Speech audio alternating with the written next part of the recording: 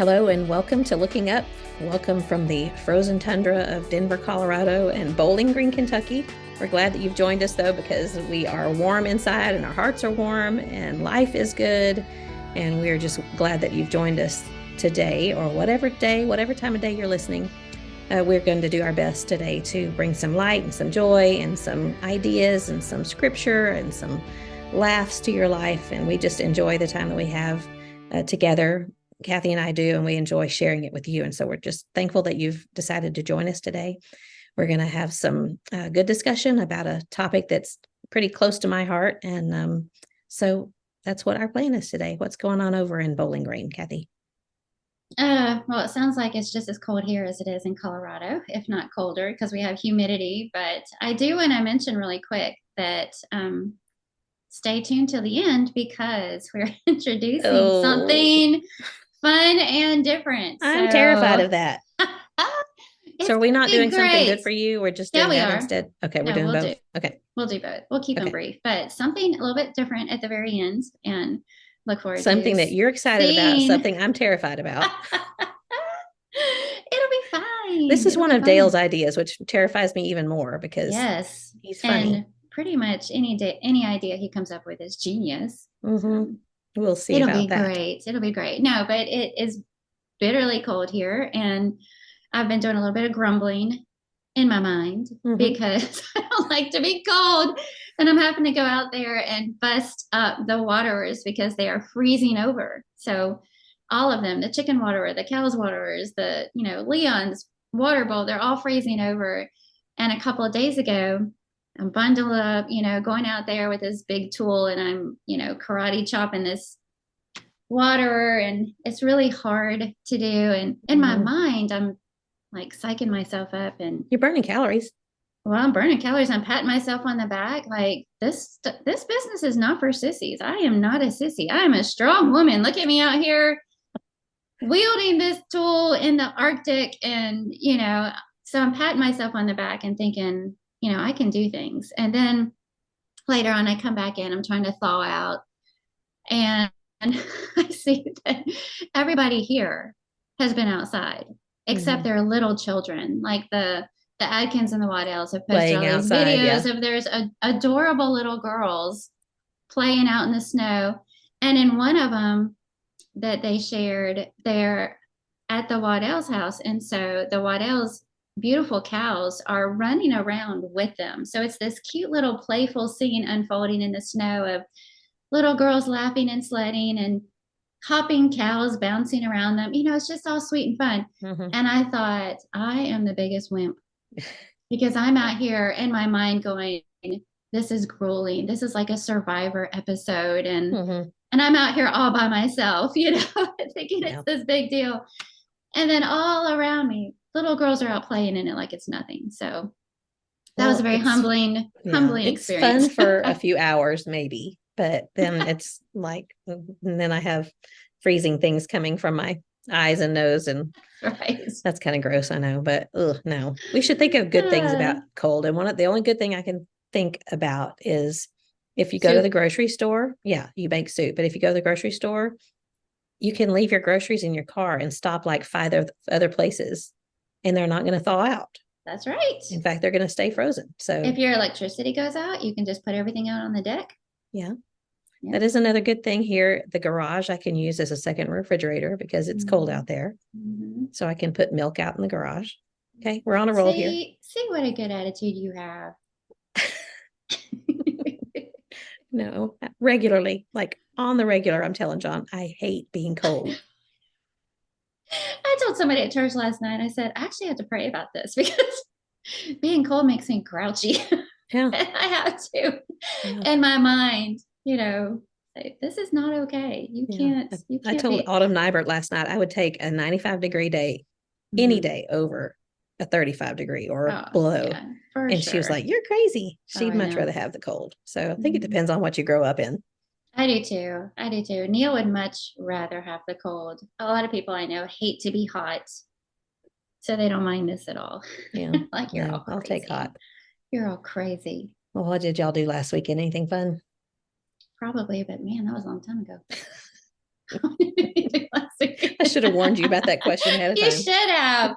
While you're thinking about it, I'll tell you, we went to the stock show, the National Western. Yes. So we went and I saw the pictures. yeah, we just walked around. It was Rick and Pam Randall are the ones we usually go with, and they were hung up and they have Clydesdales, and they were having them shoed that day. So their daughter Jody came and got us, and that was the day it was like 2 degrees.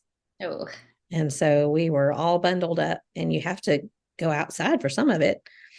But we just walked around and looked at all the exhibits, and we saw some I've never heard of this, but I'm sure you know it. Some horses, they're warm bloods. They're the jumping horses.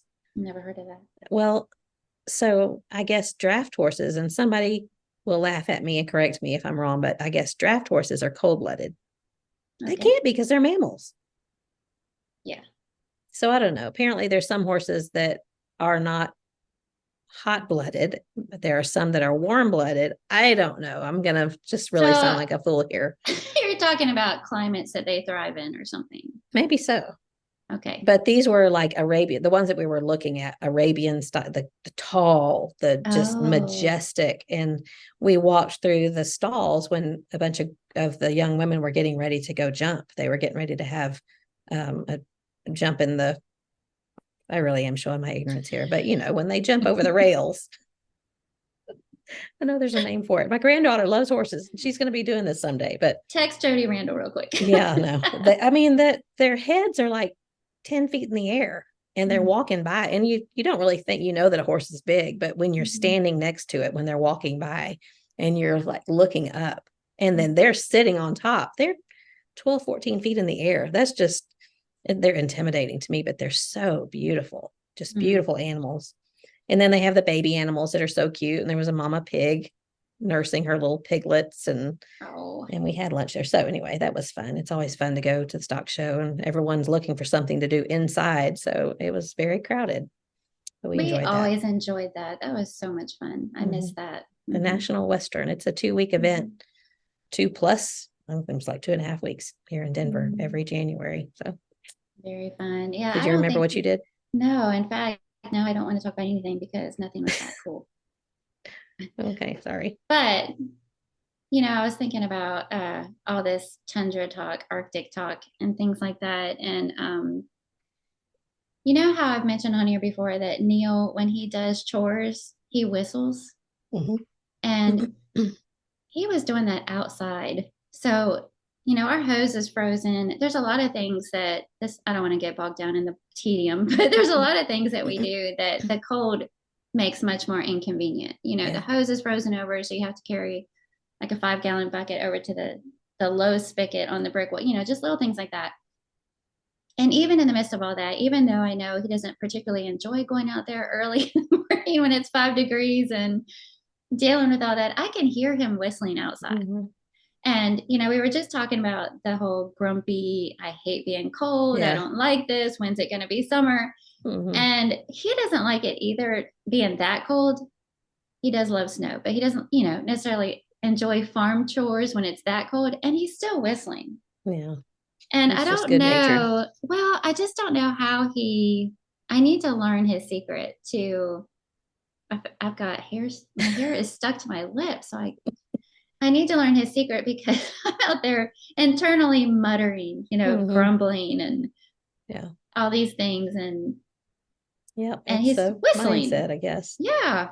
Yeah. So kudos to him for that. Yeah. We did something fun too that I know probably lots of people have done. And Michael Height reminded us of it the day, but he called he didn't, but whenever Jeffco is out for school, then Bear Valley doesn't have school. So Tuesday, we had a snow day.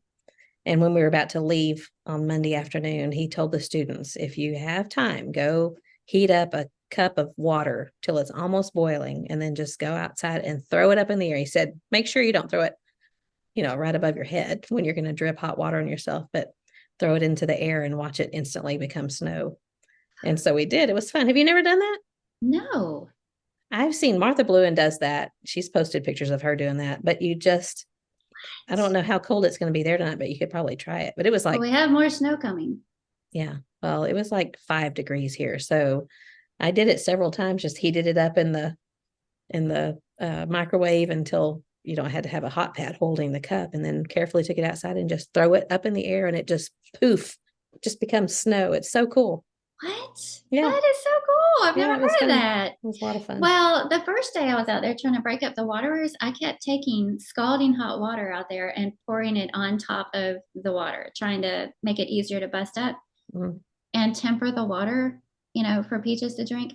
Yeah. And then I ran across this forum where people are talking about taking care of their animals in the winter, and they were all saying that hot water freezes faster, Hmm. which I've never heard of before. And I looked it up, and apparently it's true. So I was actually shooting myself Crazy. in the foot when I was Yeah. doing that, running back and forth to the house. Learn Yes. something new every day, right? Well, if you ever wonder, if I really am a farmer, Well, you don't start out a full-fledged put farmer. put that to rest right now. All this time I felt like a poser. It's just true. No, you're not. You're not a poser. It is. You're a farmette. I did make some butter Yeah. this week, and I'm finally getting smart and I'm weighing it.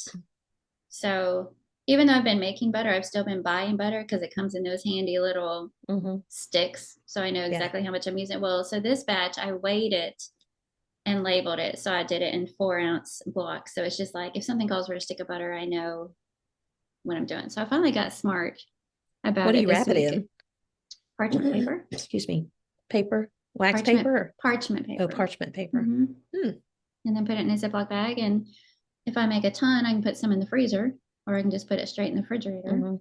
So, I'd like to come raid your refrigerator and your shelves. you'd see a bunch of milk jars. Your shelves have milk jars Yes. or in your refrigerator. Yes. All that. Yeah.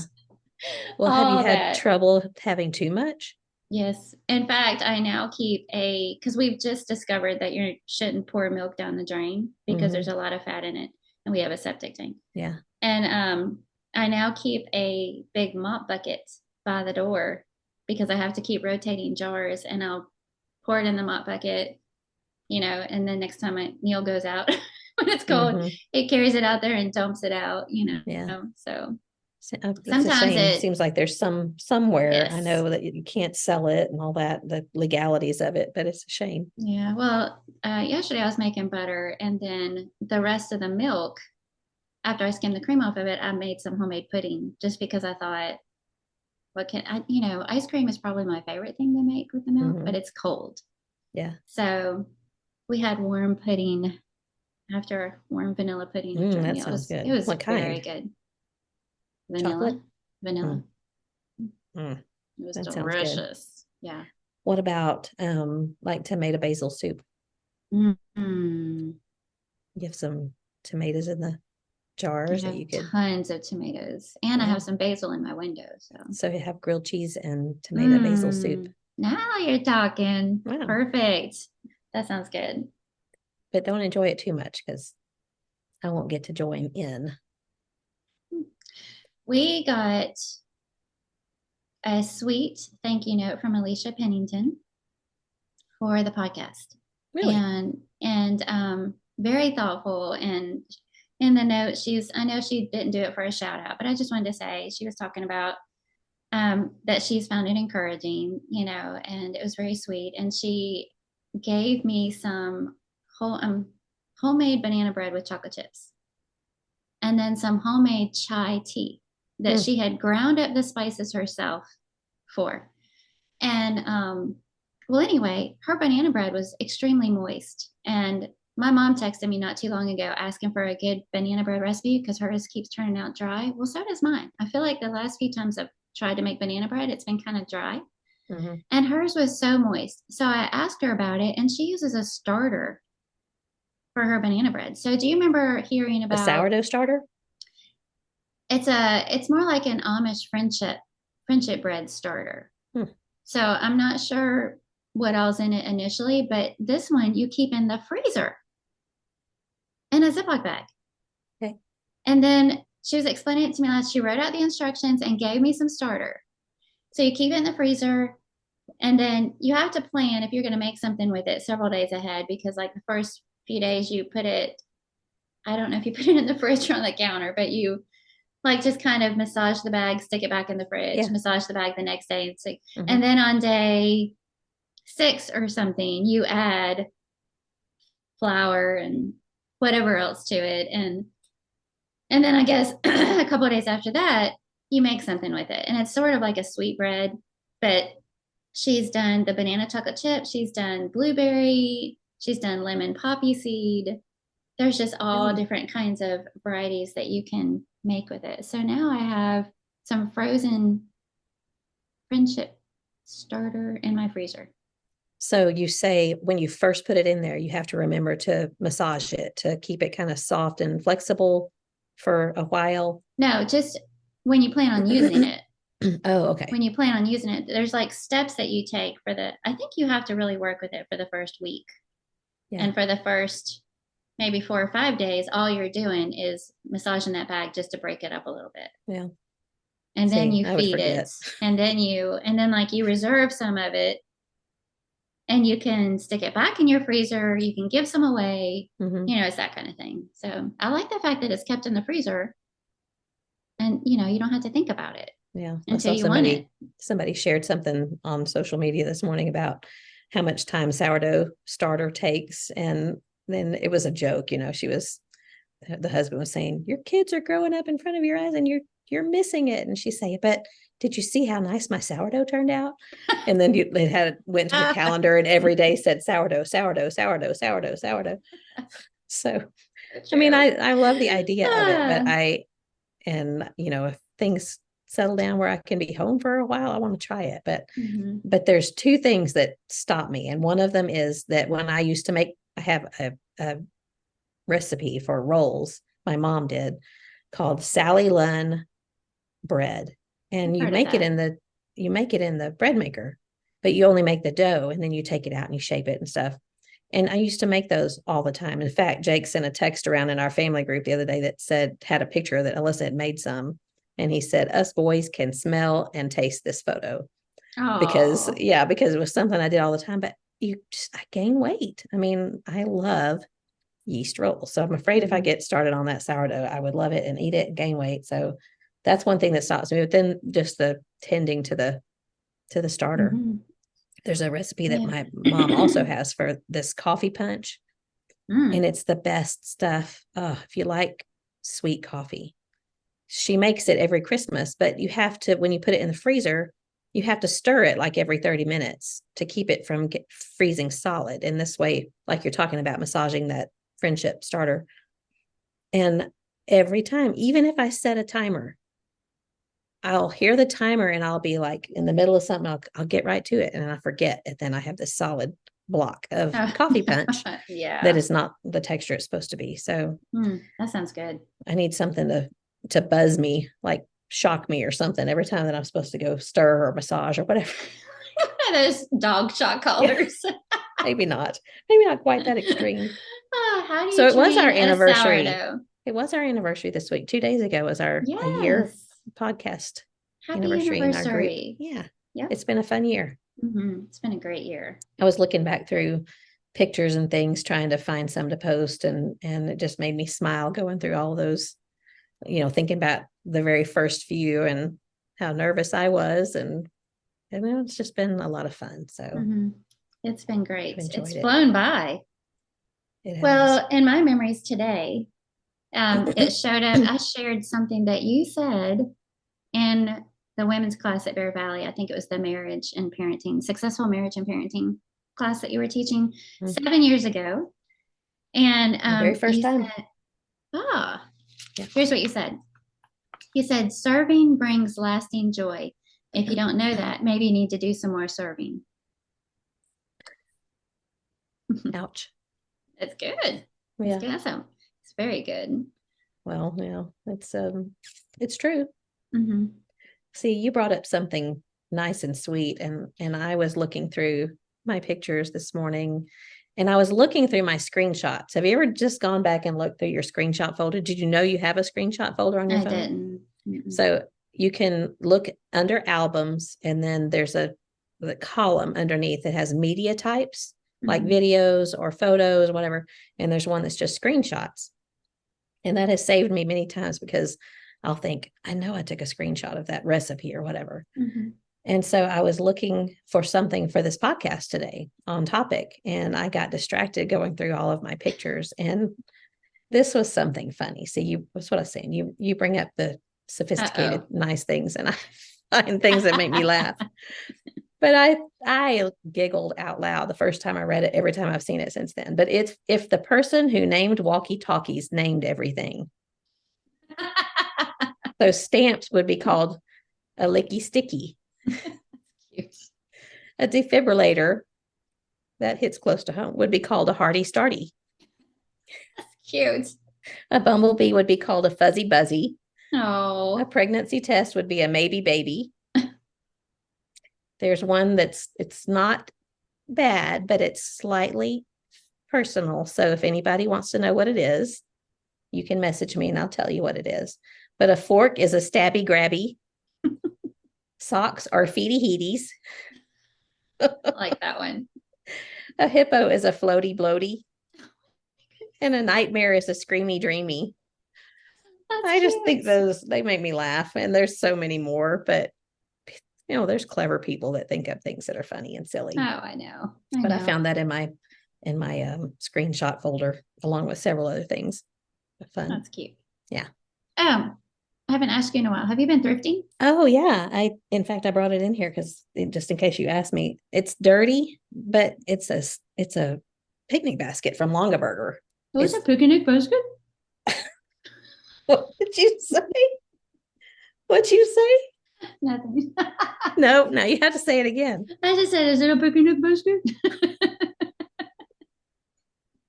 I'm not sure where that's coming from. Explain. I don't know. I was Yogi Bear. I don't know. A picky Nicky basket? Picky Nicky.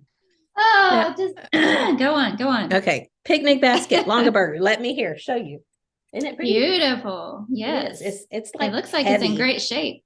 It's dirty. I mean, you can see the top. I'm gonna have to clean it off, but it even has, it's got a liner in it, plastic liner, and it had the paperwork in it. So whoever bought it, they left it in their garage or something because it's dirty on the outside, but it's clean on the inside. Nice. And so I knew it was Longaberger, and I found it was $12.99. Just quickly went through ARC thrift store last night looking for something else. Wow. And but I didn't know what kind. And so I texted Onisa Gibson because she seems to know a lot about Longaberger, and she found it for me. It's like a $250 hostess special. So that's crazy. I don't know. Truly your superpower. Well, it's fun. Crazy. I mean, you go in and you're like, what's in here? What's in here that is valuable or fun or whatever. So did you know she's coming to Equipped? Is she? Mm-hmm. Good. Is she bringing friends? I think she's bringing a friend. Yeah. Yeah, probably Carol. Yeah. Carrie Davidson's mom. So, haha. Oh, good. Yeah. That'd be fun. My lemon tree, remember I told you when I brought it in, it revived and it started branching out and blossoming. And now I actually have tiny little lemons on it. Oh, fun. Yeah. Like how big? I mean, probably, peanut size right now, but multiples of them. And I don't know, excuse me, I don't know what it's going to do because I think this is the time of year that you're actually supposed to be harvesting them. So it's inside, so it doesn't know what time of year it is. It doesn't know, yeah. So we'll see. Okay. Well, that'll be fun if you start growing lemons inside. Yeah. It means your house is tropical. Well, doesn't feel like it. Well, what else is going on over there? I can't really think of anything. Yeah. So are we ready to jump into our topic? Yeah. Oh, I would want to mention, we've mentioned Lori Boyd on here before, and she has a brand new blog that she rolled out yesterday. New blog at a new website. It looks really good. And it looked like it's going to be loving life today and tomorrow. Good. So I love the concept of it. And if anybody's interested in checking that out, it's LoriBBoyd.com. LORI, LoriBBoyd.com. I think she's one of the most talented people in the whole wide world. I'm telling you, I went through, she's got the little about me section set up. We've talked about this before, but she's in the midst of everything else that she's doing, writing, speaking, teaching, forensics, all these cool Jealous things that much. she does. She's graduating in May with her master's degree and then Mhm. continuing on to get her doctorate. In Greek studies or something like that, right? Probably, I don't remember, but Yeah. here I am, like marching out in the cold and breaking up a water thing. Well, it takes talent to do that too. And she runs marathons and she's Yeah, beautiful yeah, all and that. she's super likable. So you can't even Yeah, be mad at her for can't any of hate those her. things. Can't hate Yeah. her. Yeah. Yeah. So love you, Lori. No, I know but it's going to be great. truly talented writer. I've got her Mhm. books, talented speaker. So I know the blog is going to be amazing. Well, So, she during the pandemic, she had started giving lessons on YouTube. That's kind of what oh I yeah, remember. I've forgotten And I about don't that. remember a lot about it because that whole year was like, Mm-hmm. you want to forget it. But Mm-hmm. it was just so helpful because, the men had digital Bible study going on, and Lori had some lessons that she was presenting on YouTube, and there was some children's Bible classes. So, people rallied around and Mm-hmm. did helpful things. And, that's what happens when Christians are pressed. They find good things to do. But Lori, I remember she did some really good things. She just always is doing good things. Yeah. Sweet family too. Yep. Thankful for her. Yeah. Okay, that's all I got. Okay. Well, let's talk about our topic then. What we're going to All talk right. about today is something that um, I've thought about it over the years a lot, both as a young woman and as an older woman now. And I think I presented a lesson about it too, called Bridging the Gap. But that was several years ago. But just talking about how younger women and older women, I know it's not just women, but that's just what we're concerned about. But it seems especially women struggle with this.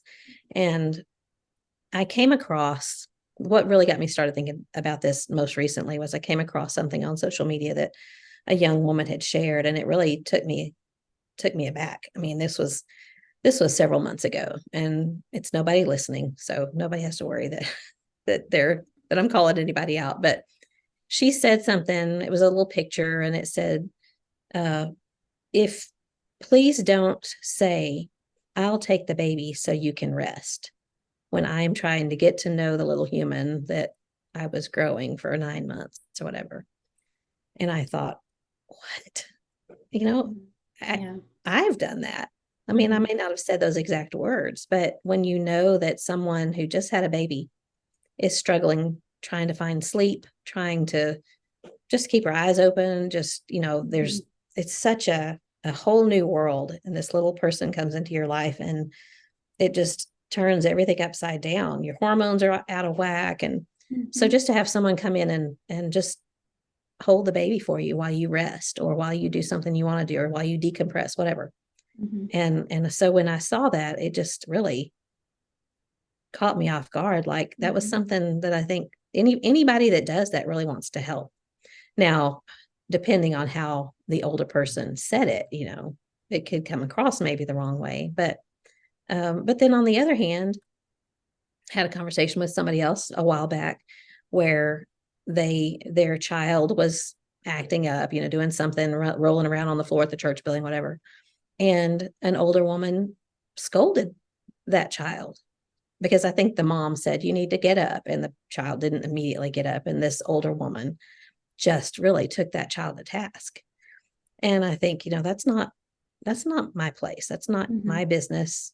And so there's just a delicate balance between older and younger, wisdom and still working on wisdom. Not that young women don't have wisdom, because they do.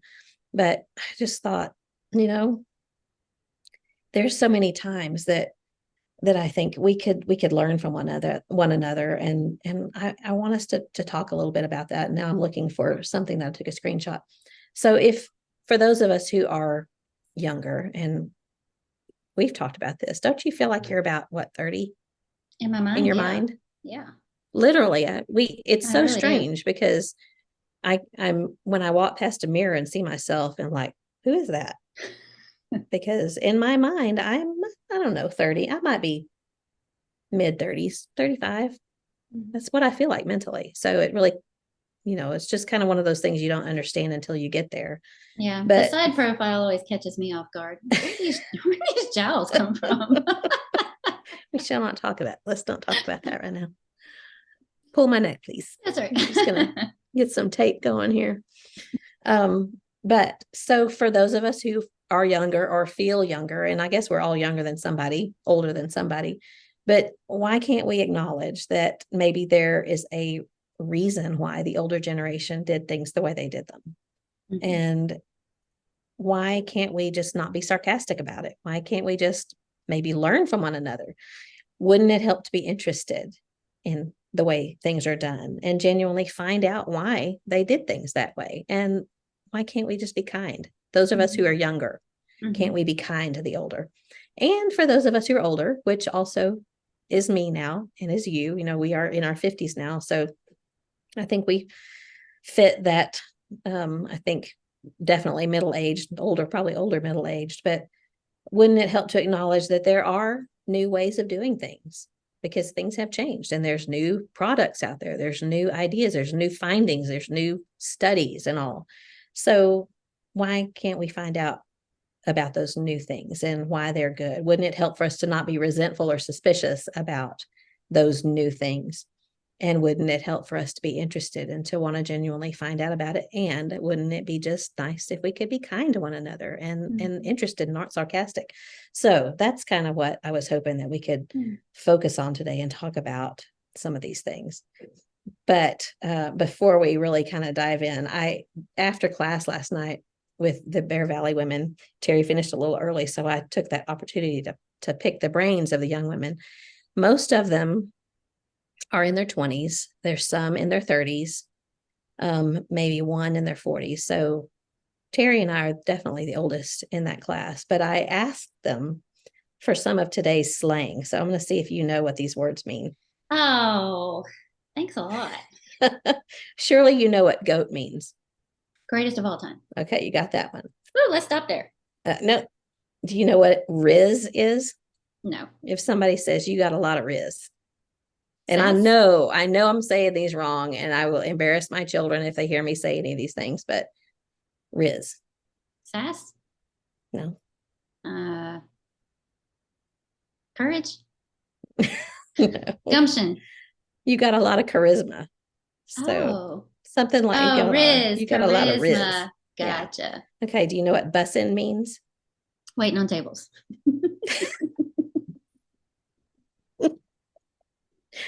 Well, that's true. Do you know what it means in slang? Nope. It means real good. And I asked it was Rachel Autry that was saying you be buzzing. I think that's mixing two different generations there. We don't say you be anymore, apparently. No. Okay, what does it mean if you tell someone to say less? I mean, obviously not what it says. Yeah. Say less. I don't know. So she said, like if you're going to say, if someone says to you, let's go get ice cream, you say less. No, I'm going to say that wrong. Make myself look stupid. It means that's great. When you like something, you tell them to say less. So that doesn't make any sense. But why? I don't know. It's slang. Well, I know, but okay. Do you know what that's cap means? That's cap. Or stop capping. Stop capping. Oh. Doesn't mean that's great or awesome or no. Okay. Stop lying. Or that's not true. So, and I have no idea what that means. And then they told me, this is definitely solidly in the generation gap thing, but Bailey Jones told me this, don't ever answer someone with a capital K and a period, because that means you're mad. And then I was going last night thinking of all the times that I probably replied to them with a K and a period. That's why they told thinking you that. All that I'm saying is okay. But apparently, if you use a capital K and use a period, it's that you're mad. She said, no, you spell out okay. And So add a smiley face. Durr. probably Durr is belongs to our generation too. I don't know. So Oh, had you ever heard of a hoopty? like hoop de doo. No. Like Carla, you're killing my self esteem. I'm just killing the fact that you're not 20 anymore, right? I had What I'm never heard picking that. up from this is don't you dare try and reach out to the younger generation. Yeah. Well, that's kind of part of it. Like we don't Okay, speak the same language, a but hoopty. hoopty is a floozy. No. A hoopty is a person who organizes people getting together for coffee. No. A hoopty is like an old car. I heard this. Hiram and Brittany said it several months ago. And I was like, what is I that? think I have heard that one. And then someone else, just the Colton Balance said it the other night. He said, John said, can you start the car from inside the house? You know, he was like, warm up the car. And they said, no, he came in the hoopty tonight. And I was like, I know what that means now. But I had never heard of that. Well, see, I feel like if a lot of these, if I heard them in context, I could deduce. Yeah. Yeah. Well, see, I can't use them in sentences because I don't pretend. understand them. Yeah. Yeah. Well, so that a lot of the girls last night didn't know hoopty. I think that might be depending on which side of the country you grew up on. So, but I don't even know how to spell that word. So then I asked them, what are some of the slang words that our generation and above uses that you think are dumb that we need to get, not ever say ever again in our lives? They said groovy, which I don't think I've ever said that in my life. That's people older than me. Before us, yeah. Groovy, gnarly, chill out. What? No, I say like chill gnarly. out all the time. I'm keeping gnarly. I like it. It's so appropriate. One of the girls said that her grandmother says, I'm so tickled.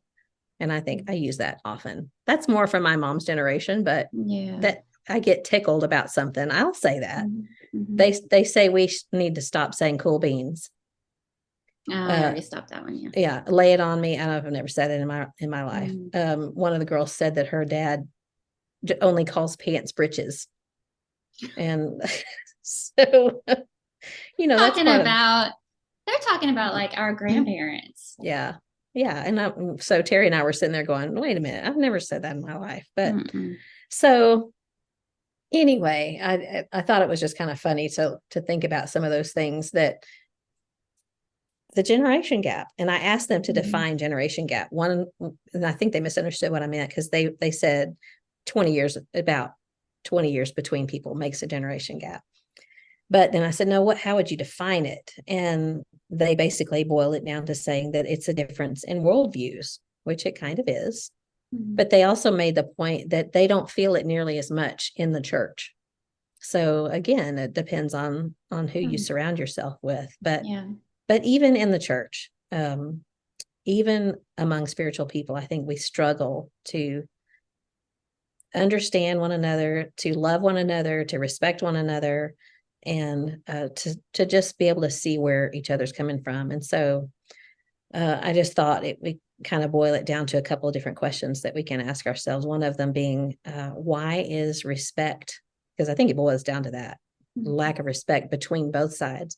Why is respect lacking between the older and the younger generation? And then how can we each side, and I hate to use the word side, but how can we each contribute to bringing these generations together? So that's kind of the introduction. What do you think? I brought this topic up to Neil. He wanted to know what we were talking about just this morning. And I was saying, some of the things that cross my mind are, we've talked about this before, but first of all, it's important that we talk about this because it's commanded that we have this kind of relationship. And the older women are to teach the younger. For a long time, it seems like we've been saying we're older than somebody. So, and then the challenge comes in with all those things that you just mentioned and how, I've heard from young women who have said, I feel like, I think it was, we had somebody even request that we have a conversation about mentors, and having, how do you encourage older women to be mentors and have an interest to do that? And so I think about, I've heard young women sort of lament the fact that they feel like they're missing that. And that there aren't maybe older women willing to teach classes or to step in and mentor them and things like that. And then on the other hand, I've heard him say the things that some of the older women try to do or start or put out there, whether it's some sort of media or a class or whatever, they're just not very interested in it because it seems like it's already not relevant to them or outdated, and they'd rather have one along the lines of their age. And so in my mind, I'm going, you can't have it both ways. Mm-hmm. You can't say, how come none of these women are willing to help us, teach us, mentor us, and at the same time reject what they have to offer. So I was sharing that with Neil this morning, and he brought up such a great point. He said, no. The problem is those aren't the same women. And I think he's right, and I was making some horrible assumptions that they're trying to have it both ways. Oh. They're probably not. What Neil said, there are young women out there who have questions. They want to learn. They're looking for mentors. They're looking for somebody who wants to teach and spend time with them. And then you have other different young women out there who aren't as interested. They don't feel like there is much value. Things have changed too much. There's too much of a gap or an understanding in what the modern young women goes through versus what the older women, there are two different groups of people. Yeah. And so it's an overgeneralization. Yes. Yeah. And I thought he is so right. And I'm glad he said that before we started having this conversation, because I feel like it kind of just made me put on the brakes and think, and if that's true, the same has to be true the other way around, that, for young women to consider that there are older women out there who probably aren't very interested in teaching. And maybe some of those whys have to do with the fact that they're a little bit intimidated, or they don't feel like anybody really cares what they have to say or would find value. Maybe that's the case. But on the other hand, there are different older women out there who do want to. They do care. They do want to step in. They do want to share things that they've learned and all of their experiences in life. But maybe that's been rejected. Yeah. Or some of the things like you shared, the comment about, please don't tell a young mom, some of the things that might be said that a woman thinks is just offering to help, doing a kindness, when it's accepted completely different and seen as a criticism or a slight or an invasion of privacy, maybe it just has made them timid. So I think all the way around, it comes back to this whole respect for sure, but it also comes back to grace again. How many times do we keep coming back to that? So as we're entering into this conversation, which I think is much needed and I'm looking forward to having it, I think we also need to realize, be careful with overgeneralizations on both sides, and always, always, always extend grace and don't make assumptions. Yeah, great point. Exactly. Well, some of in thinking about this, I was thinking about the different generations. I had to look up, what are all the different generations called, because we all have names. And then, of course, there's the greatest generation. They're the ones that were born like during the World War I era, but served during World War II. I had never heard of the silent generation, but those are people born between 25 and 45. Then, of course, you have baby boomers, Gen X, millennials, Gen Z. But you think of the difference, and you and I fall in the Generation X, if you're born between 1965 and 1980. And so our generation kind of were the first ones that were introduced to things like video games. Technology changed so much when we were kids. I remember, I want to say 6th grade, there was computer lab, and you would go there once or twice a week, and they would teach you about, remember the system called DOS, DOS, and it was, I couldn't even tell you what exactly it is, but it's a system that a computer worked from. But what I was reading says that our generation, Gen X, serves as a bridge between the older, our parents' generation and the younger generation. We tend to be more independent. resourceful, eager to learn. We tend to be creative. We value diversity, responsibility, and challenge. Of course, we're talking about not overgeneralizing, and here I am. But what you and I grew up in, we didn't have technology so readily available, though we had technology. The world worked on credit cards and telephones and electricity, of course, and we had phones, mobile phones. I want to say when we first got married, there were certain, huge brick phones that some people had, but you had to be very rich and, have a reason to have it. But now here we are, and our kids are grown, and everyone has a smartphone. So there was so much growth in technology, but the millennials and the Gen Z people that we try to mentor, think about, they've never known a time really when there was not technology. But especially I think about the Zoomers, or the Generation Z. They have grown up so much with technology and social media that they think differently. It has just affected the way they think. And I thought it was interesting because what I was reading says that this generation feels more of a need to be extraordinary and to stand out. And I thought, why is that? And I think because of social media, because there's so many influencers, there's so many, you've got to find a way to stand out in order to be noticed and live a life worth posting about. Right.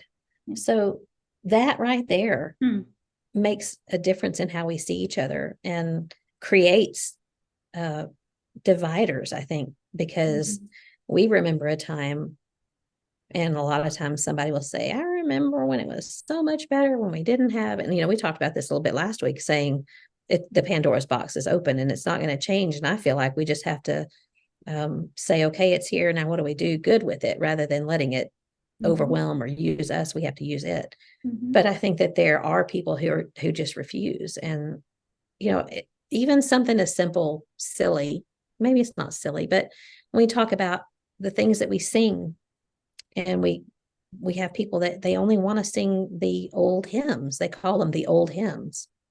And then there's the newer hymns that have been written, that come straight out of scripture, straight out of the Psalms often. But a lot of times the older generation will say, I don't want to sing that new stuff. But you think about it, at one point, the stuff they sing was new. So that to me is like just a small example of the divide that we sometimes find between some of us, is what we consider to be better, what we consider to be not good. How do we express that? I remember my grandmother would always tell me when I had the boys, she'd say, that baby's thirsty, give him some water. My doctor didn't ever tell me to give the baby water. It was in fact, give him a bottle with water in it and he'd spit it out. But in her time, you gave the baby water or cover their feet or whatever, things that we grew up thinking are common sense. She did, were new to me. And so I know that's going on now, that what their doctors are telling them, that studies have shown over the past 20 years since I've had kids. So how do we bridge that gap? But let's, kind of narrow it down and start with that first question. Why is it that we feel like respect and grace? Because I think that's a great point that you made. Why is it lacking between older and younger generations? Do you have any answers?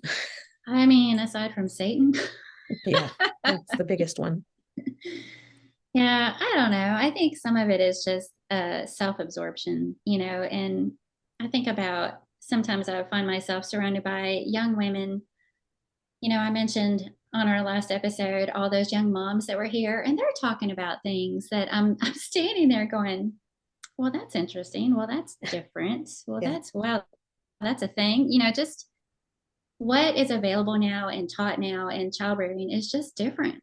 And just, like one generation removed, so different. And so I'm not saying anything, because in my mind, I'm thinking I will look like an idiot if I try and contribute to this conversation, and I'm just listening. I'm just listening and laughing with them and, that kind of thing. And thinking I don't have anything to add. I don't want to add anything. And so a lot of that is my own fault. Not that they asked me for anything, but my own fault for assuming they wouldn't be interested and Yeah. assuming that anything I would have to say would be considered outdated or worthless or valueless. And so I think getting caught up in this whole, really it's an excuse, not to say anything. And in a way, I'm putting up a barrier without intending to, but I've been thinking about this topic since you brought it up. And in my mind, I'm saying, well, I'm just here I'm just with you. I'm just listening. I'm just laughing at your stories, not saying anything because I'm worried about what they'll think about me. Mm-hmm. Um, and that's so dumb. It's so self-absorbed, and it's creating a barrier. It's a relationship barrier, and it's probably true, honestly, that I don't have anything to add, that they can't just Google for themselves. And by the way, I think that's a huge part of it is, they don't really have to ask an Mm-hmm. older woman or a grandmother or somebody how to do something because they can Google whatever they want. They can just Yeah. look it up and get all the information just like that. Mm-hmm. But this whole, in my mind, making these assumptions about them and worried about what they would think about me is just being too self-absorbed. Well, I don't And think, I mean, you obviously know what was in your heart, worrying what they were going to think about you. But to me, that is more of you not wanting to say something that they would maybe find offensive or silly, or, not wanting to make things worse, I guess, is what I would think you would be doing. But I know what you're saying.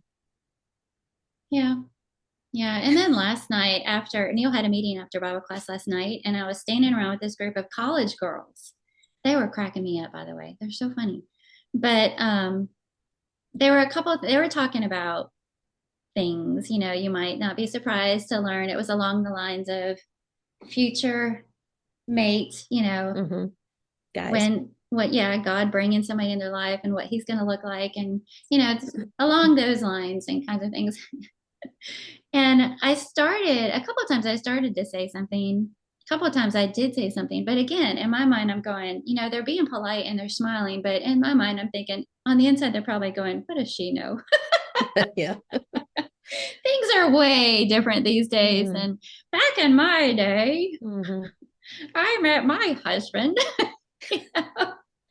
So again, it's Excuse me. this whole getting so caught up in what they might be thinking that it's keeping me from just taking them at face value and just having a conversation with them. And things may have, I may be jumping ahead here, but things may be different now, the details, Mm-hmm. but all the eternal truths and basics are the same.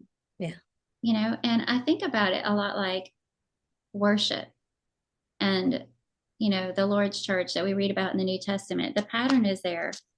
We do the exact same things in worship that they did Mm-hmm. in the first century, but it looks different. The details are different. We're in a building, with air conditioner, and we may have PowerPoint up on the screen with our Mm-hmm. songs. And, there are things that are different, but the eternal truths are the same. We're still worshiping the same way. And I think that regardless of all the changes, um, the things that matter are still the same. And that's where Yeah. we need to just realize that there's value on both sides and we can learn from each other. Yeah. Well, several things that I thought about coming up with that question. There's so many miscommunications and misunderstandings and impatience, when it comes to these things that we're talking about. And it made me think back on, this was another thing I took a screenshot of way back in 2019. This is something Tammy Roberts wrote along this exact topic. She was responding to something that someone said about the younger women don't want to learn from older women. And she's one that you've had at Higher Ground so many times, and it's just fun to hear you talk about how she was with the young women. And she was here last year, and we had them speak to the students about life and ministry. But she said she disagreed that there are not young women that want to learn from older women. I just want to read a little bit of this. She said, "This makes my heart hurt. I have dozens of young women reaching out to me weekly But the reason I know that they reach out to her is because she has a relationship with them, and she wants to be with them, and she loves them, and she makes that evident. So to me, that contributes a huge part. My computer's about to die. I had my iPad plugged in, but that's a huge part of why we have this problem, is because there's no relationship between Yes. the younger and the older generation. So Yes, how do absolutely. we spend time? And I think that's why within the church it's not as bad, because we do have relationships. We see one another, like, hopefully more than just occasionally, but we have opportunities. Do we take those opportunities? I don't know. But let me read a little bit more what she said. She said, I believe that the younger women are starving to be mentored. It's time for the older women to open up, lay their pride aside, and be willing to make some changes and effort to connect to younger women. Uh, you will never be able to mentor someone that you don't have a relationship with. We must be building relationships with each other. And I think this goes both ways. I've got to be willing as an older woman to open up my heart and my home and my mind and everything about me to a younger woman. And hopefully when I do that, they will to me as well. Sometimes it's going to be the younger woman that is more willing to be that way first, to do that with the older. But she went on to say, why do we judge their willingness to be mentored or their desire for the word on whether or not they attend the Wednesday morning ladies Bible class that has been doing the same thing for 50 years? And I enjoy ladies Bible class. It's been done the same way for 50 years, but maybe there's another way we can do it that is just as effective or even more effective when we think about doing things a different way. She said, as older women, we need to quit being so self-centered and focus on being self-emptying and find a way to connect. I think that can go both ways, older and younger women. Start with the young girls, go back to camp. And, that's challenging. If you're not someone that likes to be outside your comfort zone, you don't want to go to camp. But she says, go to camp. Compliment something about them. Don't focus on what they're doing wrong, she says. Laugh with them and not at them. Reach out to that age group right out of high school and right out of college. They are struggling to connect. Give them a friend. Reach out to young mothers and remember how difficult it was for you. Your children weren't perfect either. Quit acting like they were. So I thought she's just got away with words and has such good advice for younger and older, but she lives it. She doesn't just say it. You see it in her life that she loves people no matter the age that they are. So I loved that and I appreciated that so much. But to be willing to open up your life and your heart. And that's kind of hard sometimes as an older woman. Like kind of like you're saying, you feel like they don't want to be friends with me. Just a lot of times I'm like, why would they want to hang out with me? Well, and that's where what she said, I feel like, let's end the episode because that's what it all boils down to. And, when you first asked about the whole barrier thing, and I said something about Satan, he's the one that wants us to make it seem like this insurmountable, overcomplicated, you can't bridge the gap. It's always going to be there. It's just natural. So everybody go about their business. But it's not. It all comes down to, I amen every single thing that she said. It all comes down to, are you someone who's genuinely interested in other people? Yeah. And when this came up, I didn't know if you were going to be asking me about mentors or anything like that. And I started thinking about the women, especially when I was young, newly married, new mommy, in all of these areas. I started thinking back, trying to put names and faces with the people that, oh, it's snowing here. The people that I would consider mentors. And honestly, none of it happened in a classroom setting. Yeah. And not to say that I didn't learn valuable things from I've sat in some really good classes and learned a lot. But if I'm bringing somebody to mind that I would consider a mentor, somebody that I would want to call with a question and feel comfortable, or none of that happened in a classroom setting. And when I think about those names, it was people that were just genuinely warm and interested in my life. Yeah. And and made it just seemed so feel like this word organic is overused, but it just seems so natural and organic, that I ended up at their house and the day they were making peach jam and I did it with them. Or, I still remember who taught me how to fold fitted sheets. And, and it was a situation where I think she had invited me over for lunch. And usually if I'm having somebody over like that, everything has to be already done and taken care of. Yeah. But she had small kids and she was just, she was ahead of me by 7 years. She was just going about life and she was still folding sheets. And so I walked in and she was like, here, help me. Yeah. That's the best kind. I know. And I said, I don't know how to do that. And she goes, oh, well, let me show you, so it was just this whole, she was interested. And I think about, I've mentioned this woman before, Joyce Johnson, Roger and Joyce Johnson, both as a couple, they're ahead of me, but I guess I actually don't know how old they are. They might be my parents' age or a little younger. I'm not really sure.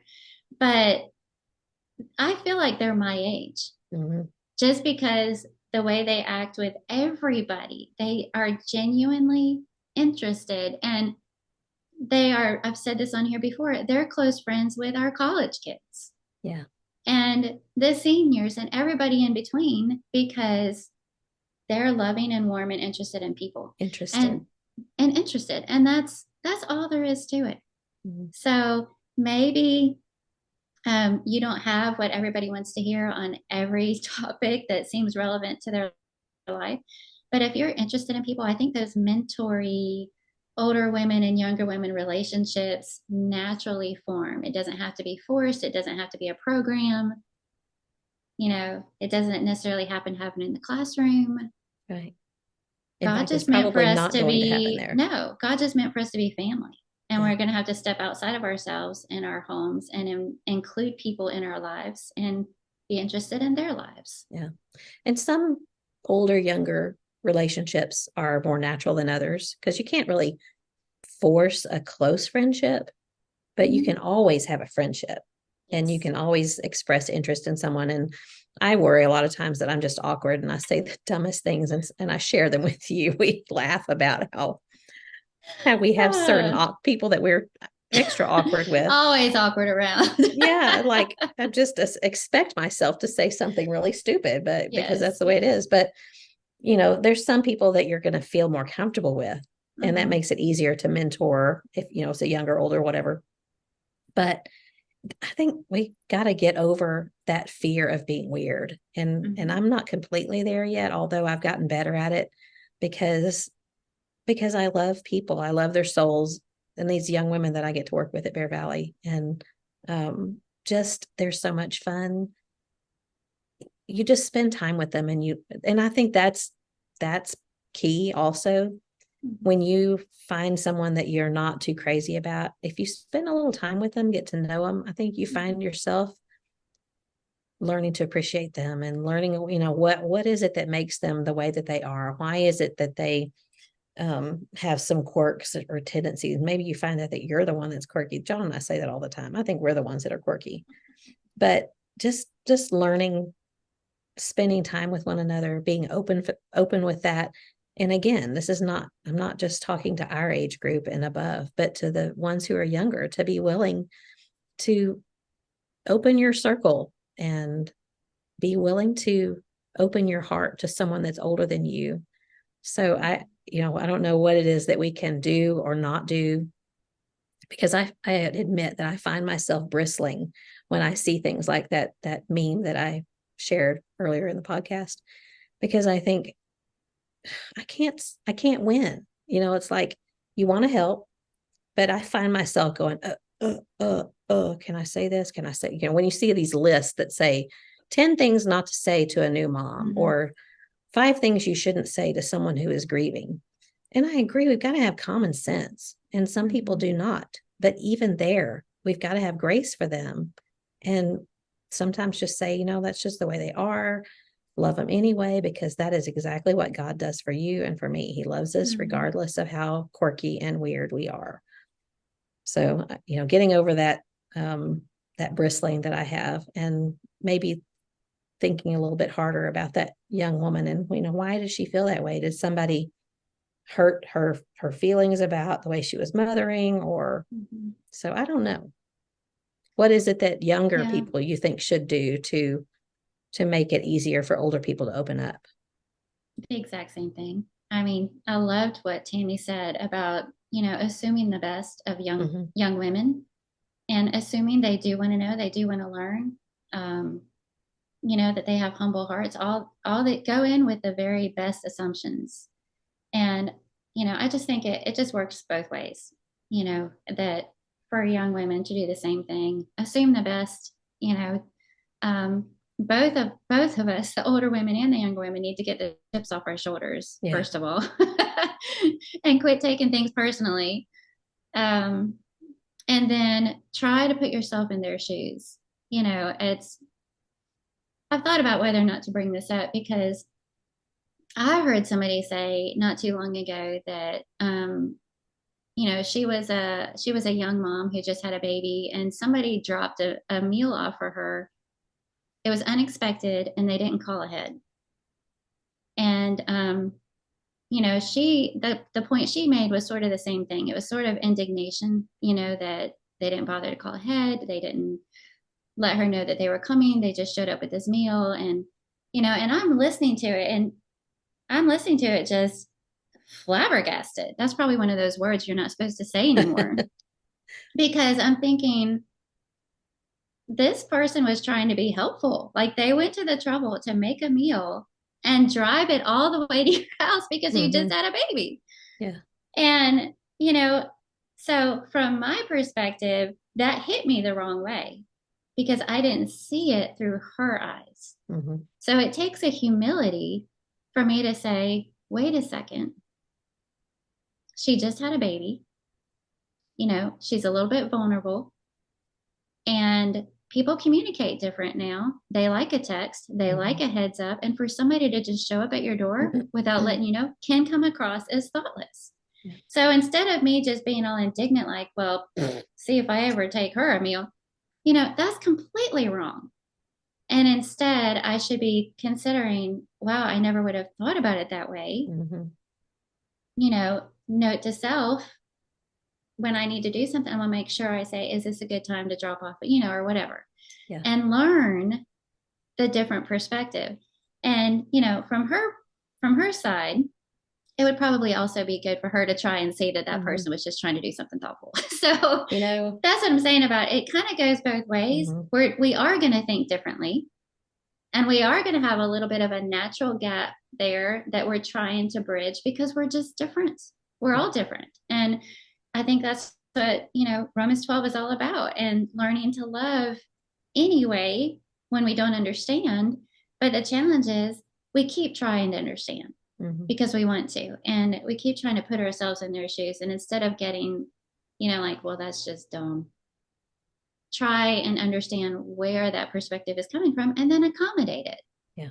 On both sides. One of the biggest light bulbs that ever went off in my head, it was a process, but once I finally figured out that not everybody thinks like me, it was life-changing, honestly. And I do laugh about it because it's so simple. But I think so many people go through life assuming that everyone thinks just like I think. And if you hear the words that, if somebody says, there's no way they could have done this and not had, expected this to happen, like, because not everybody thinks like you. Yeah. There are truths, God's truths, and we have to think like God, but there are opinions too. And when we can't see that someone else might think differently than me, it's going to ruin your life. And on the other side, not everyone thinks like you. As much as we think alike about things, we still have different opinions about certain things. And so once you kind of come to that realization and then use that in your decision making, when you don't make assumptions, because, well, I think that everyone ought to like cottage cheese, and they're dumb if they don't. But guess what? Most people in the world are not going to just go in the kitchen and take a big spoonful of cottage cheese and eat it. So that's not dumb. That's just because that's the way they are, and God made them that way. So I think that's a huge thing. Something that Rachel Autry also said last night that I thought was so relevant to this discussion.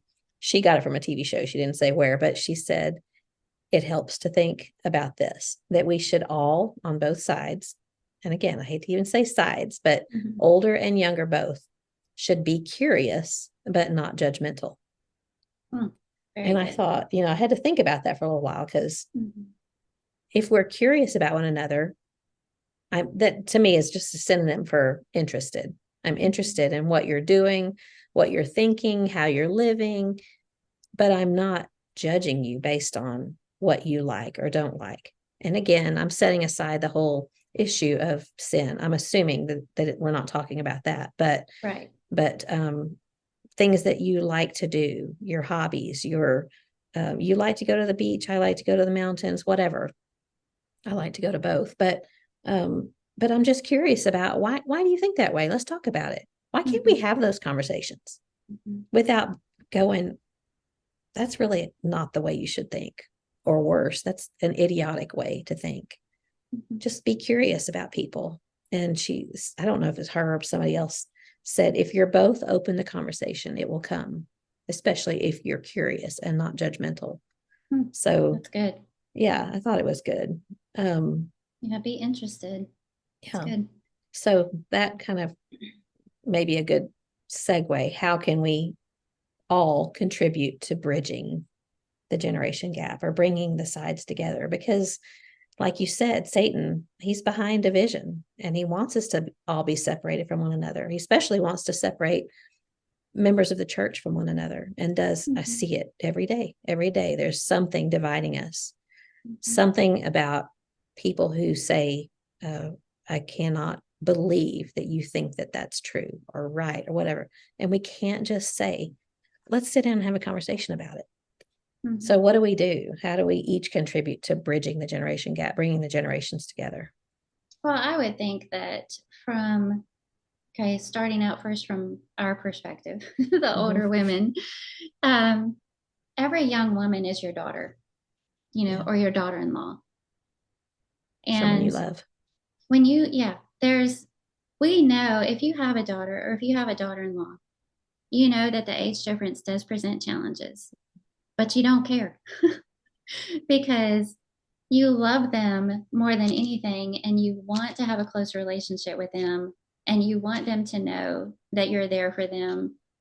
And so you do whatever it takes to bridge that gap. And it does usually involve a lot of patience, understanding, prayer. Doesn't mean there's never going to be friction or misunderstandings or disagreements or things like that. But you kind of assume that's going to happen, and you do what you can to work through it and keep that relationship growing, continually growing. You, like you say, you show your interest in them. You show your I'm here when you need me, kind of moment. So we do that naturally for our family members that we love and care about. And so if we view the young moms, the young women, the new wives, whoever it is, those are my daughters. Yeah. Paul had his Timothy, his son in the faith, and those are our daughters in the faith, and God wants us to be there for them. And I might not have a perfectly great relationship with every single one of them, but when I see them, I'm going to try to have a relationship. And if I view them that way, all that other stuff just gets kind of shelved aside, because it is a challenge. It is a real bridge. It is a difference in thinking and all those other things, just like it is with my own family members. And I don't let that keep me from pursuing a relationship that makes it easier for them to go to heaven, whatever that looks like. Yeah, not only do you not let that, you do whatever you can to change it. And I think that maybe kind of the difference is that with our family, the ones that we love the most in the world, we're going to do whatever it takes to bridge that gap. And I'm not talking about the generational gap, but whatever it is that's dividing us. And so we want to accommodate, we're willing to make some changes. We're willing to be inconvenienced, because all that matters in the end is that they know we love them. Right. And so we've got to do that for other people besides just our family, besides our daughters and daughters-in-law. Um, yeah, lost my thought. We were talking about. Anyway, I'll move on because that train left the station. But being interested in them and loving them. Oh, I know what it was. Sometimes I look at pictures, just random pictures from the internet or something that someone shared on social media. I think yesterday I did this. Gabe, just drawing a blank on his last name, Nichols, was sharing his photos that he had just got back from Tanzania, and he had a big photo of this huge group, and it wasn't necessarily in the church, but they were out on the street in the marketplace or somewhere, full of people. And I was thinking, just I honed in on this one little boy, and I thought, God knows everything about that little boy and loves that little boy, knows his name, knows his heart, every bit as much as he knows me. And so how do we see people? Do we see them as just someone on the other side of the world? Do we see that young woman that offends us by something she says as just someone who offends us? Or do we see her as God sees her, as beloved and hurting and confused and learning and young, whatever? Just taking a step back and trying to see someone as God sees them, I think is so helpful. And thinking about what we read in Ephesians 4 and Colossians 3, and how we're to have humility and gentleness and all of those good things, showing tolerance for one another in love. How often do we just fly past that and don't apply that? We hear prayers all the time. The end of the closing prayer will say, help us to apply what we've learned to our daily lives. What does that mean? Are we thinking about these things? Being diligent to preserve the unity and the bond of peace. And that applies to this. And then Colossians 3, putting on the new self, renewed in true knowledge, and a renewal where there's no distinction. Of course, he goes on to say Greek and Jew, circumcised, uncircumcised, but there's no distinction between a 55-year-old and a 25-year-old and a 75-year-old and whoever. And it says, as those who've been chosen of God, holy and beloved, put on a heart of compassion, kindness, humility, gentleness, and patience, bearing with one another, forgiving each other.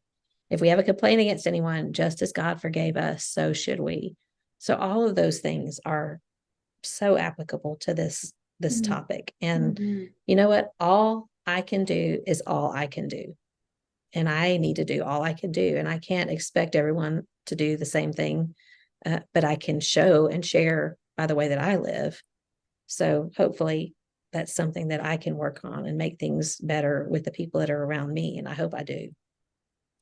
Well, maybe a listener is an older woman who desires, to be more involved with young women or be more of a mentor. And one of the things that can prevent us from doing that is the comparison thing that we do when we look around and we see, this lady over here, all the young women seem to be so drawn to her and she's always doing cool things with them. And, I'm not that kind of person. I'm not Riz. Here's me.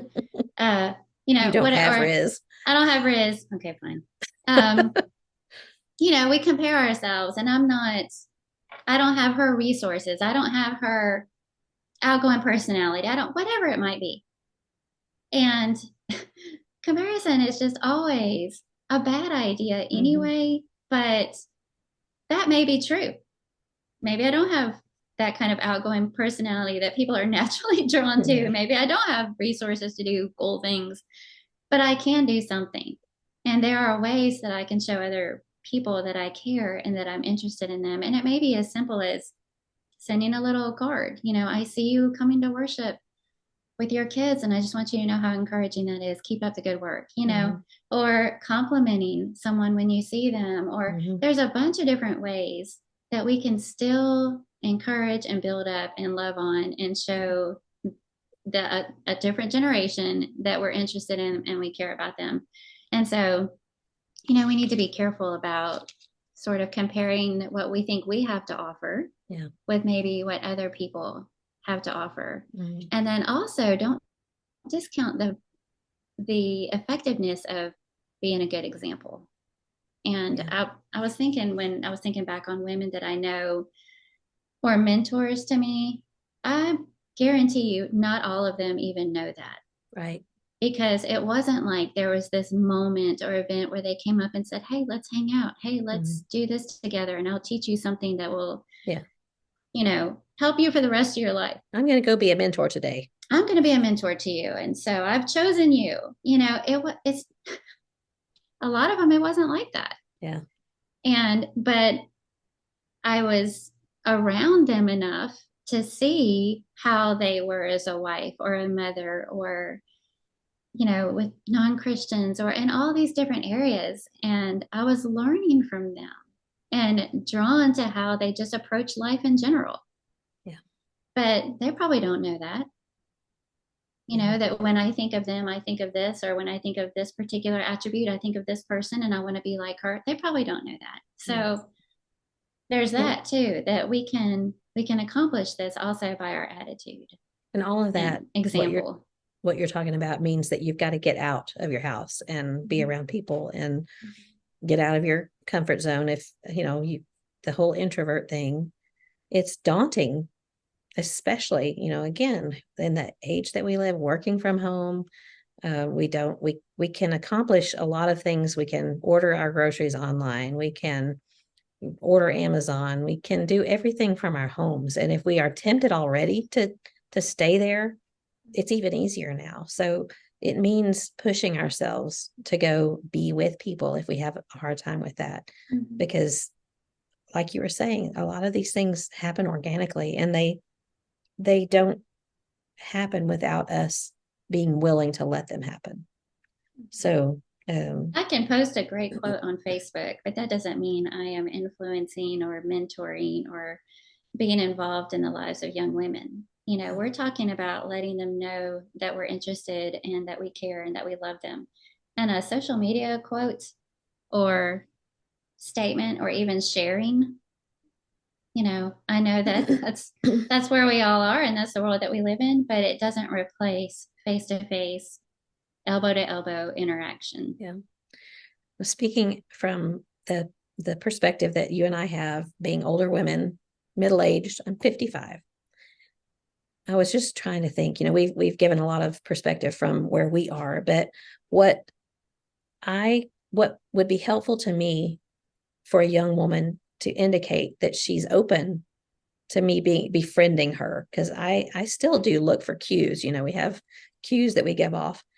If I get eye contact and a smile from someone who's younger than me, that goes so far to making me feel, for lack of a better word, emboldened to be more friendly or whatever.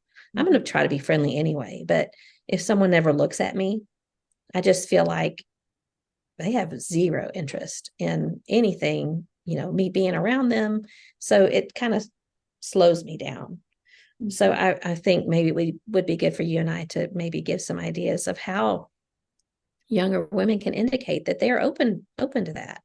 Maybe it is coming to that ladies' Bible class that has been going on for 50 years. And because older women love to see younger women and the children, I think that sometimes we're like, oh, I don't want to bring my kids because they're going to be loud and they don't want that. Well, that's not true. So what is it are some things that you can think of that maybe you and I, our generation and over, would like to see from younger women to indicate that they're okay with us hanging out with them? Maybe I'm trying to think of some young women that I'm friends with that, they text me. That's one thing. And I do text, so I'm not too old to not text. But if I get a text from one of them, it just fills my heart, because I'm like, they want to hear from me, and I think that's so cool. So text someone, send them a card. What else? Yeah, you can't think of anything? No, nothing. I got nothing. I didn't even think about this from that perspective. So I love that you brought that up, because I think it's a great idea. But I was thinking about, like, when you see a group of young women standing around talking, don't be afraid to walk up and join that group. That's daunting to me. And yeah, it is. But they're not going to shut you out. They're just not, and or, high school kids, college kids, young moms, whoever it is, don't be afraid to walk up there and join in the conversation. So since I was thinking about it from that perspective, I guess the other side would be true also, for them to just walk up and join a group of women who are talking and jump right in. And, I don't know, I guess in my mind, I feel like it's easier for all of them, the younger women, to do that, but it probably isn't. It's probably one of those assumptions, like Tammy was saying, they're looking for connection, they're looking for relationships, and sometimes it's not easy for them to naturally go after what they need or want. Mm-hmm. So what can we do to, I'm always going back to what can we do to make it easier for them, Yeah. Well, something, I know Alyssa has a group that is intentionally put together of older and younger women for the purpose of mentoring. So I think, what could we do within our churches to make that happen? We think of things like Secret Sisters or whatever you want to call that, where we leave little gifts for one another. But even more so, making meaningful times for where you mix the two, that buzz phrase, intergenerational things, but it's not just picking your favorite friends and having a dinner party, but going through and saying intentionally, maybe even going to them and saying, I want you to come. I would love for you to be part of this. And I'm interested in what you'd have to say. So something like that, I think would be, I know Alyssa loves that. She's been with the same women for a while and has really valued the mentorship that she's received from them. So well, maybe it just that's seems something. like if you're, you're involved in Christian service in some way, shape, or form, are, making visits or teaching children's Bible classes, or, making meals when somebody has been to the hospital or had a baby, where there are things that we're naturally involved in anyway. And if we intentionally get out of our comfort zone of people our age and bring in people outside of our generation to serve alongside with us, I think it'll naturally form those great relationships, because relationships are formed through service anyway. You think about opportunities that you've had to go on a mission trip with somebody, or, or get involved in planning something, a banquet for the senior citizen. You form relationships serving together.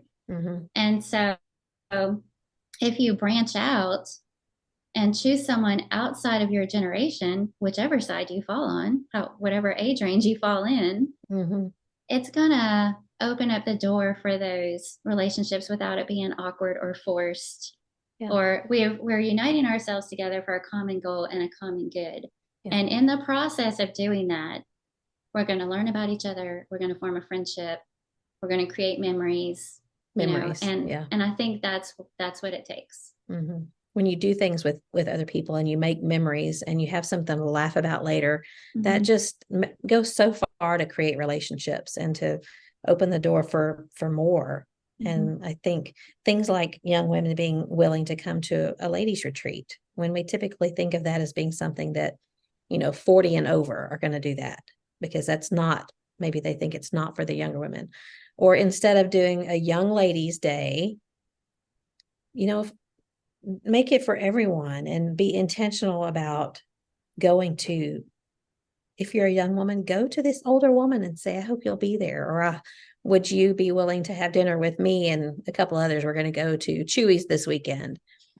So I think, from where I sit, hoping and wishing that younger women would do those things, get out and take part in a ladies' retreat, ask an older woman to go somewhere and have dinner with you and your friends. Just see us differently. Maybe that's a way of saying it. See us.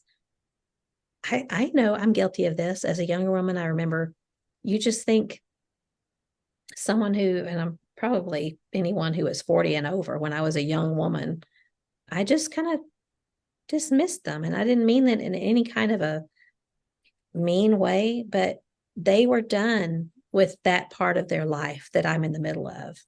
And so what could they contribute? They're already finished. They're probably not interested in this stuff anymore, but I can say with certainty that I am. I remember those days and I sympathize and I love some of the things that they're going through. And it makes me smile and it makes me cry sometimes to know the struggles that they're having. So just don't assume that we're not interested and we don't want to take part in your life when you're a young woman.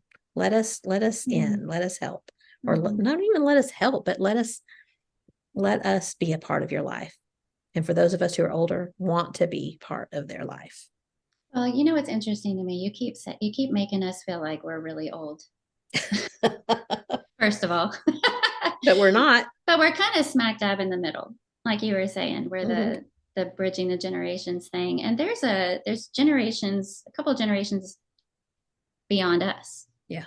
And again, you know, what kind of example are we setting and reaching out to the people that are our parents' age, even our grandparents' age, you know, and older, and seeing them as valuable and wanting to continue to learn from them. We haven't arrived. We don't know everything. We have much to learn. Sure.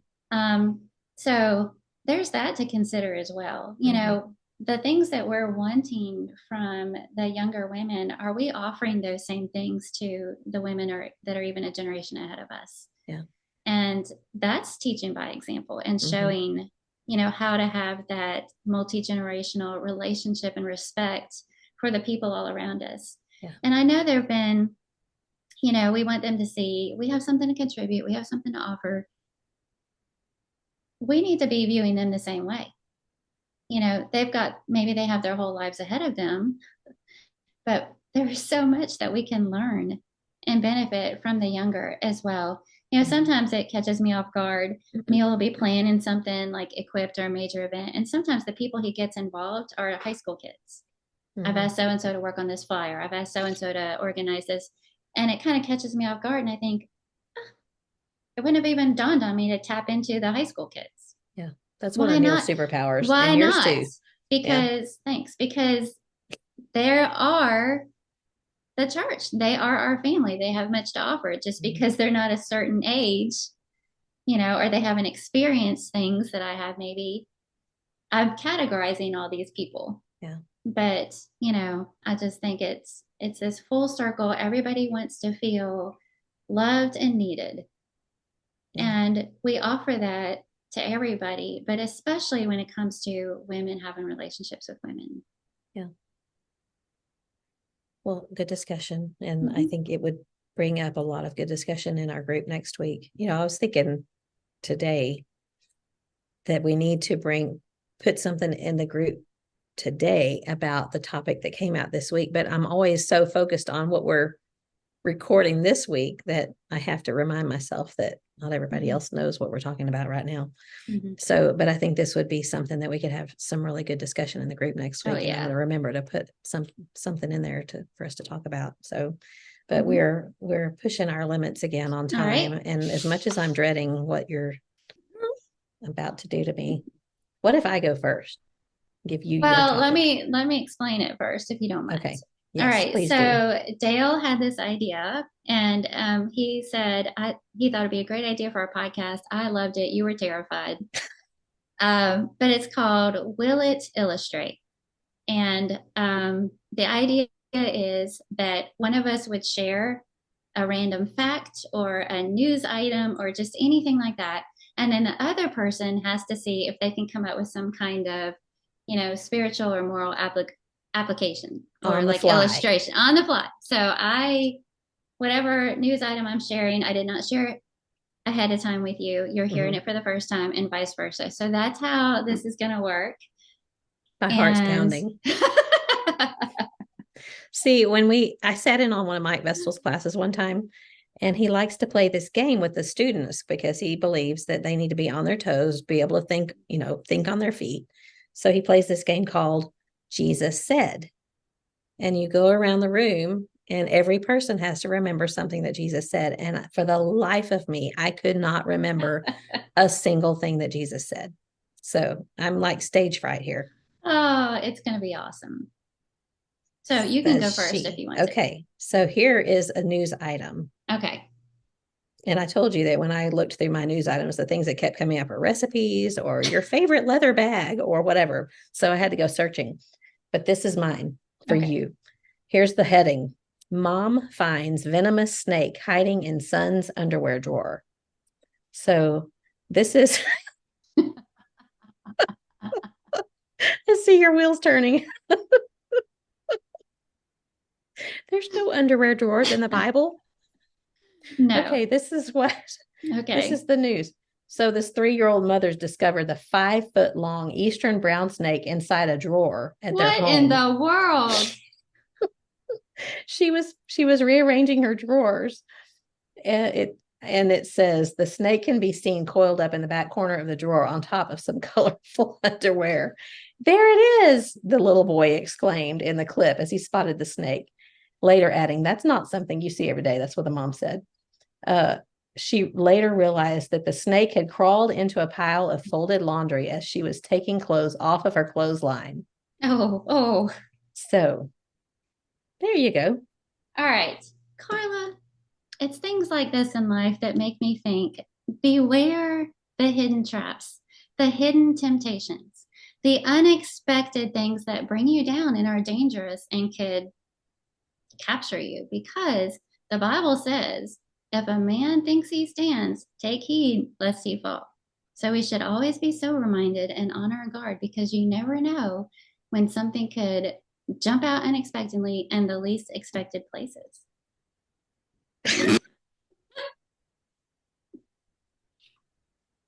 Okay, I have to admit that the reason I picked this one is because I could think of some illustrations. And that was one of them. So bingo, you got kind of what I was thinking now. Okay, here's yours. Oh. Okay, so this is a real live news event that happened. You may remember January 5th. I don't know if you heard about the Alaska Airlines flight that the door flew off when they were 16,000 feet in the air. Well, as it's unfolded, they're getting sued. And even though some passengers, nobody died in that, it was just terrifying. Some passengers, suffered injuries and things like that, but at least 4 individuals already have sued the airlines. And so now they're having to do all of these investigations, who's at fault. And apparently it was this almost like a false door that would cover the doorway where an emergency exit would be. Well, that's what flew off. And so they're doing this investigation to see who's at fault. And the problem is, it says, this article that came out today, the fault could have happened anywhere between, there's all these different places that are like building parts. And so Malaysia, which is where the plant is located that makes those door plugs, or it could have been Spirit's faculty in Wichita, or Boeing's factory near Seattle. So 16,000 feet in the air, door flies off, they're being sued, but who's at fault? There's at least 4 different options. So the moral of the story is, you should not fly because Jesus says, "Lo, I am with you always." Oh my goodness.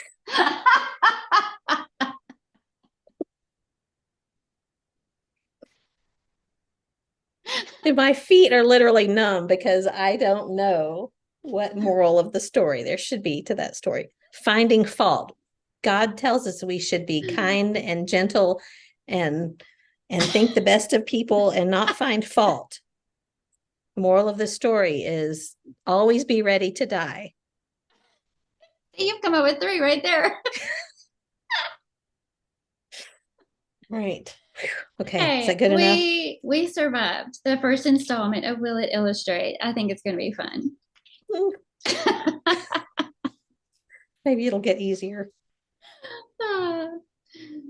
Okay. So we done with that? Yes. Okay. Thanks, Dale. Thanks a lot. All right. So something good for you this week. Do you have something good for you? I do. I feel like I'm always talking about food, but me too. It's always good. Ain't nothing wrong with that. All right. So I ran across this lady. She does the cookbook Rustic Joyful Food. I can't think of her name, but she had this Instagram reel where she calls it Poor Man's Roast. And when I explain it, it sounds pretty basic. And I was so skeptical. It looked good, but I was skeptical that it would have much flavor. But she takes ground beef and she pulls it off in chunks and then puts it in a hot like Dutch oven with a little olive oil in the bottom in clumps and lets it brown on one side and then flips it over and lets it get really brown on the other side. And then in between all those hunks of meat, she put sliced onions and sliced potatoes. She didn't even skin the potatoes. She just cut them in sort of thick medallions, nestled them down in there, put the lid on it, stuck it in the oven. I think it was at 300 or 350 and left them in the oven for about an hour. And oh, of course, she seasoned it, salt and pepper, rosemary, that kind of thing. And so anyway, I tried that just because I have all that stuff. It was really easy. It was so good. And she was saying the reason she calls it poor man's roast is because when it cooks that long, you know, all the vegetables and everything takes on the flavor of the meat, and everything was so tender. It was so good. It completely transformed that ground beef. Now, I didn't have onions actually, so I had portobello mushrooms. So I sliced them up and put them in Only there. you would not have onions, but you would have portobello mushrooms. And it was really good. So I'm going to do it again. And this time I'm going to do both onions and portobello mushrooms with the potatoes and the ground beef, but season it however you want. You know, it'd be perfect for Sundays. You know, let it cook while you're at church and come back and eat it. But so I'm picturing like, so when the hamburger meat comes in the package, you just grab a hunk of it, or do you mix it with your seasonings? no, and you then don't. You don't mix it. You don't mix it. Just pull it off in hunks and set it in the, you know, sort of like maybe smaller than your fist size hunks. Mhm. Set it in the hot big skillet. meatballs. Yeah. And then she just seasoned the whole thing, you know, the meat and the potatoes, seasoned it. I think I used I salt and have all of pepper, that. some Lowry's, some rosemary, you know, put the lid on it. And I was like, this can't be good. This can't be, it's too So let's bland. try it. Yeah, but it was very, Neil loved it. Did you It was take a very picture? good. No, I didn't take a picture. Can you send me the link like as soon as we get off? Because I have all that stuff and I'm looking for something for supper tonight. Yeah, well, I screenshotted. Speaking of screenshot, I screenshotted it because What is it was the a past tense of screenshot? screenshotted. Screen shoot. I'm afraid to say it. Okay. Yeah, Okay, I'll what's definitely yours? try that. Yeah. Mine is another food item too, because we like to eat. And I mean, it's something good. So that's just where my mind goes. It's Costco or Sam's, either one. Chicken pot pie.